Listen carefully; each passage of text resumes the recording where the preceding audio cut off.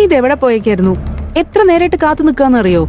ഓണമല്ലേടി മോളെ, ടെക്സ്റ്റൈൽസിലൊക്കെ തിരക്കാകുന്നതിന് മുമ്പേ വേണ്ട ഓണക്കോടിയൊക്കെ വാങ്ങാന്ന് കരുതി പോയതാ. ഒരു രക്ഷയില്ല, എന്തൊരു തിരക്കാ. സത്യം പറയാലോ, നിനക്കുള്ളതൊന്നും എടുത്തില്ല. അല്ല, നീ എന്തിനാ അത്യാവശ്യമായിട്ട് കാണണോന്ന് പറഞ്ഞത്? മമ്മിക്ക് ഓണത്തിന് ഇനിയും ദിവസങ്ങൾ കാണും. പക്ഷേ ആയിരപ്പറയിലെ യഥാർത്ഥ തിരുവോണം ഇന്ന് ആഘോഷിക്കാൻ പോകുന്നത്. എന്തോന്നാടി മോളെ ഈ പറയുന്നത്? അരവിന്ദ് എന്നൊരു ഇന്റർവ്യൂവിന് പോണ കാര്യം ഞാൻ മമ്മിയോട് പറഞ്ഞില്ലായിരുന്നോ? അതെ, പറഞ്ഞായിരുന്നു. എന്നിട്ട് എന്തായി? ജോലി കിട്ടിയോ അവന്? ഒരുപാട് പ്രതീക്ഷകളുമായിട്ട് അരവിന്ദൻ സാറ് രാവിലെ തന്നെ കുളിച്ചൊരുങ്ങി ഇന്റർവ്യൂവിനായിട്ട് MM കൺസ്ട്രക്ഷൻസിന്റെ ഓഫീസിലേക്ക് പോയിട്ടുണ്ട്. ഈ MM കൺസ്ട്രക്ഷൻസിന്റെ സൈറ്റ് സൂപ്പർവൈസർ ജോലി അത്ര വലിപ്പമുള്ളതൊന്നും അല്ലെങ്കിലും 5 പൈസ വരുമാനമുള്ള ഒരു തൊഴിലും അരവിന്ദന് കിട്ടാൻ ഞാൻ അനുവദിക്കുമെന്ന് മമ്മിക്ക് തോന്നുന്നുണ്ടോ? നീ എന്താ ചെയ്തത്? അത് മുടക്കിയോ? വെറുതെ അങ്ങ് മുടക്കിയിട്ട് കാര്യമില്ലല്ലോ. ഞാൻ ഇത്തവണ പുതിയൊരു കാർഡ് ഇറക്കി കളിച്ചു. MD നേരിട്ട് കാണണം. പ്രോജക്റ്റ് ഉടൻ അപ്രൂവൽ ആവുമെന്ന് അറിയിക്കണം. അരവിന്ദന്റെ കാര്യം ഒന്ന് അവതരിപ്പിക്കുകയും വേണം. പറ്റുമോ ആകാശിന്? എന്നിട്ട് ആ പൊട്ടൻ നിന്നെ വിശ്വസിച്ചോ? വിശ്വസിച്ചു എന്ന് മാത്രമല്ല, കേട്ട പാതി കേൾക്കാത്ത പാതി ആകാശ് MM കൺസ്ട്രക്ഷൻസിന്റെ ഓഫീസിലേക്ക് പോവുകയും ചെയ്തു. അരവിന്ദിന്റെ മുന്നിൽ ചേർന്ന് നിന്ന് കൊടുക്കുകയും ചെയ്തു.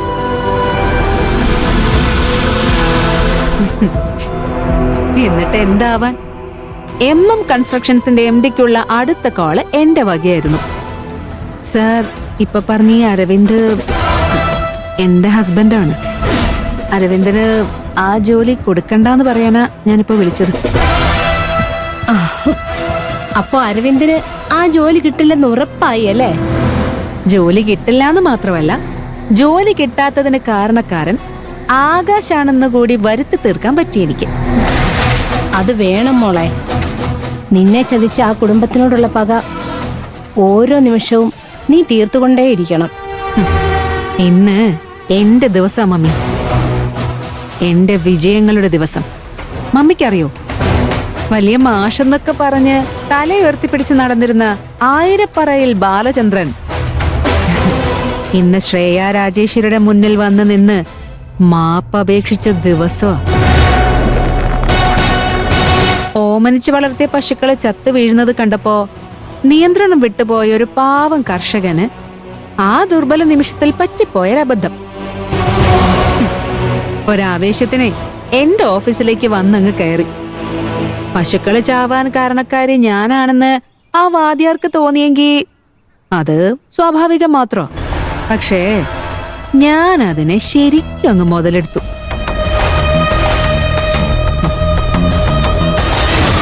ഇതിലൊരു പങ്കുമില്ലാതെ നിനക്കുണ്ടായ വേദനയിൽ ഞാൻ ക്ഷമ ചോദിക്കുന്നു.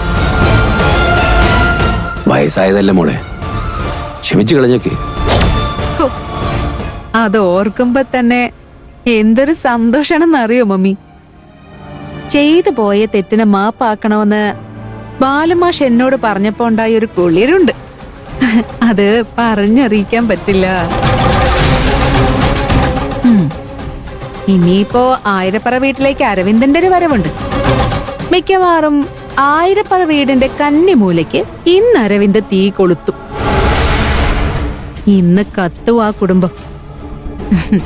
ചിലപ്പോ ഇനി ഞാൻ മമ്മിയെ വിളിക്കുന്നതേ അരവിന്ദ് ആകാശിനെ കഴുത്ത് ഞെരിച്ച് കൊന്നൂന്ന് പറയാനായിരിക്കും. അത് വേണം മോളെ. നിന്നോട് അവർ ചെയ്ത ചതി എത്ര പകരം വീട്ടിയാലും തീരാത്തത്ര വലുതാണ്. ആ കുടുംബം തമ്മിൽ തല്ലിത്തകർന്ന് തരിപ്പണമാകണം. അതിനുശേഷം ആ വൃത്തികെട്ടവൻ കെട്ടിയ ഈ താലി വലിച്ചു പൊട്ടിച്ച് അവന്റെ മുഖത്തേക്ക് എറിഞ്ഞിട്ട് ഇറങ്ങി വരണം നീ ആ ആയിരപ്പറ വീട്ടിൽ നിന്ന്.